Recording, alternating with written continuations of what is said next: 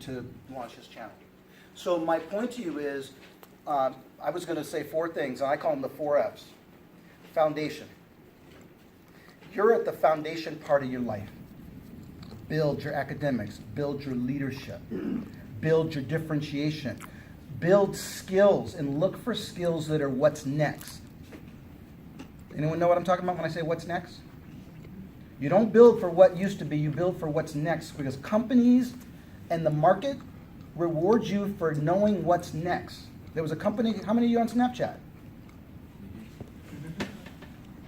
Did any of you make $1 billion like the owner? Snapchat, an idea, because this guy's like, Facebook isn't doing it for me. I don't want my mom and dad to see my photos. He creates something that the photos disappear and the messages disappear. He became a billionaire. The president of Sony quit his job because he was on the board of directors. He quit being the president of Sony because of Snapchat. My point is, what's next? 10 years ago, we did not have an iPhone. When I started in the TV business, we did not have the ability to do what you're doing. You did not. You did not know who your audience was. You did not know, you didn't have people taking photographs everywhere. If you went to a concert, you didn't see everyone with their screens up. You saw everybody with their, cigarette lighters up. My point is, the world is changing, and where you put yourself, where you position yourself, is where you're going to get value or not. Hear me what I'm saying? What's the difference between a doctor? What's the biggest predictor of you becoming a doctor in America? This is, get off entertainment for a minute. The biggest predictor. Biggest predictor. School you go to. Biggest predictor. How many years of school? How many years of school? Biggest predictor. I'm not going to embarrass anybody. So, biggest predictor. Keep going. How you care for people? How you care for people. Biggest predictor. Give me more. MCAT score. What's that? MCAT score. I can't even hear you. MCAT. Oh, okay, got it. Oh, yeah. All right. So let me stop you. The biggest predictor of being a physician, and the reason I mention physician is because it's not in entertainment, it's not in media, it's not in technology, a physician. But it's also a very hard to get skill, and physicians in America make a lot of money.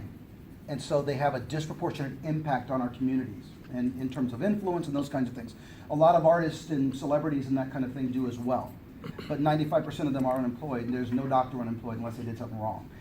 The biggest predictor is what you said. The biggest predictor is, what is your parent a doctor or not? Now, why might that be? The biggest predictor isn't how smart you are. It's not your MCAT score. It is, what did your parents do? Go ahead. Is that a rhetorical question? Is it a Why might rhetorical? that- Go why might ahead. that be? Why might that be? Go ahead and give me an answer. Pathways. And you can navigate college if your parents already went. There you go. If they didn't, it's harder for you. I commend you guys for being here, because you're here, and thanks to AT&T caring, and your leadership caring to bring you here. You're avoiding pitfalls and traps that probably your parents can't get you out of, because they don't know the business that you might be in. They probably aren't in technology. They probably weren't doctors. If they're us. Biggest predictor of being an investment banker is whether your dad was an investment banker, not even whether your mother was, because there weren't women in the business and finance for many, many years. So my point to you is, it's be smart. And I go back to my 4 F's. Foundation is everything, and you guys are in your foundational state. I'm going to get into a couple of the others now. Is this helpful to you? Yes. Like the way that I look at this is, Donovan and people like me, we're trying to make you money. We're trying to make it so you don't fall on grenades that other people have to, that backs them up for 5 years. How do you get ahead? You get ahead by, not where you start the race, it's where you finish the race. You finish the race by avoiding pit traps and pitfalls that others go through. That if you hang out with some mentors, some people older than you, some people that have wisdom, and if you can listen to even 50% of what they say and try to be guided, what will happen is you'll just get ahead over time. And I don't care where you start. All right? So, and I'm going to get into that in a second. So this thing's just quitting on me. So this is the glossy part, but let me tell you the substantive part.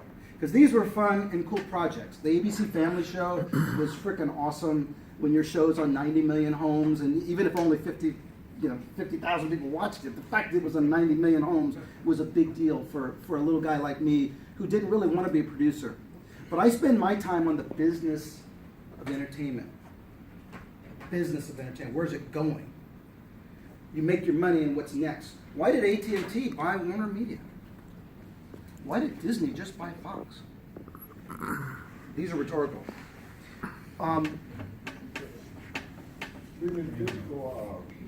I'll make it not rhetorical since you had an answer. They're gonna pull their movies from Netflix and then make everybody go to their. That's too tactical. Give me like strategic. Why did AT&T buy Warner Media? These are huge shifts. Warner Brothers, you know, an iconic 150-year-old film studio going to an AT&T. Why is this going on? Give me veteran in the back. Because Amazon is making movies and they want to do the same thing. Mm-hmm. We're getting close. Because they want to monopolize. We all do. All the big ones do. All right, I'm going to stop it because the young man in the back with the camera just got it. And this, because 3 months ago, Netflix, a relatively new company that all of you could have bought stock in, became higher value than the Walt Disney Company and Comcast, NBC Universal. A new company that's only 15 years old. So it is Amazon, it is Hulu, it is Netflix, it is what is next? Where's the market going and how do you see yourself fitting in? When Netflix, I remember when Netflix won an Emmy 4 or 5 years ago, it was House of Cards, and you're like, Netflix won an Emmy for God's sake? And that was a big deal because all your regular TV people and regular film people were, no, they're not on ABC, they're not on NBC. And now they're making 150 movies this year. Last year I left Disney in 2011, we were making 15 movies a year.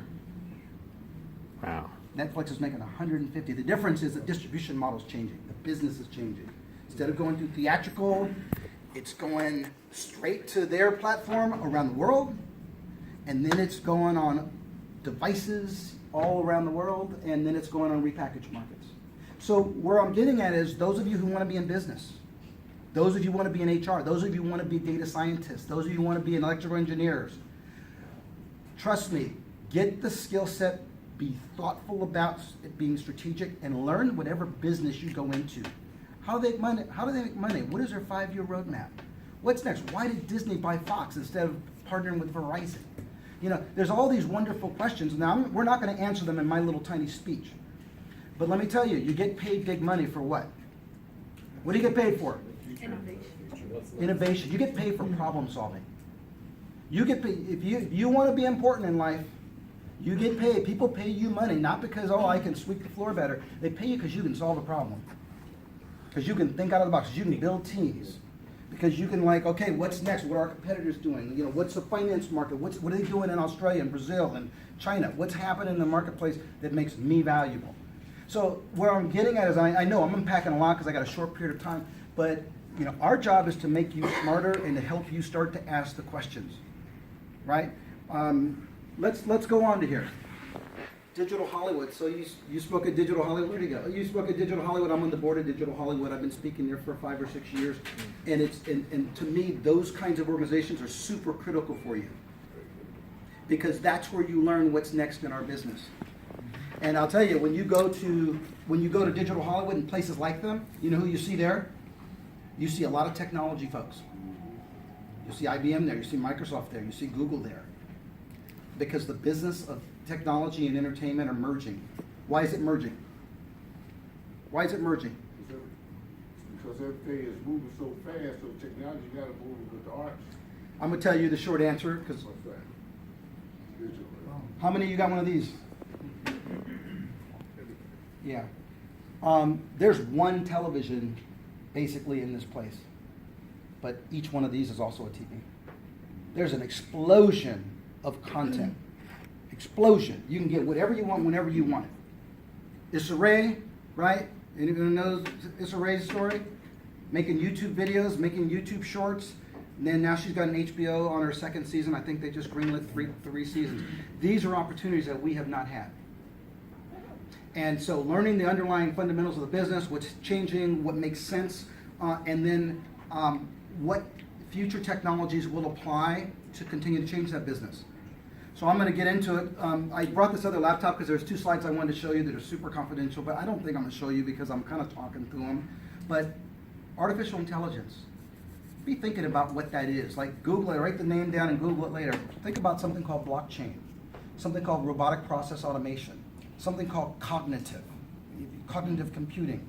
These are super important, especially for media and entertainment. Cognitive computing is when your computer is reading all the scripts and ingesting journals and articles and learning from those journals and articles. I mean, we have fascinating how technology is merging into all kinds of businesses, entertainment, transportation, utilities. But in particular, since I'm representing media and entertainment, particularly how movies, film, TV, how they're distributed, how they're shot, all of that becomes super critical. Like when we were doing the James Brown channel just 5 years ago, we were going through boxes trying to digitize all these old, tapes and old, like literally the reels. A computer can do that now. Only 5 years later, we didn't have to do that, and that was really mundane, hard work. That's where the expense was to find all this darn artwork, all this work.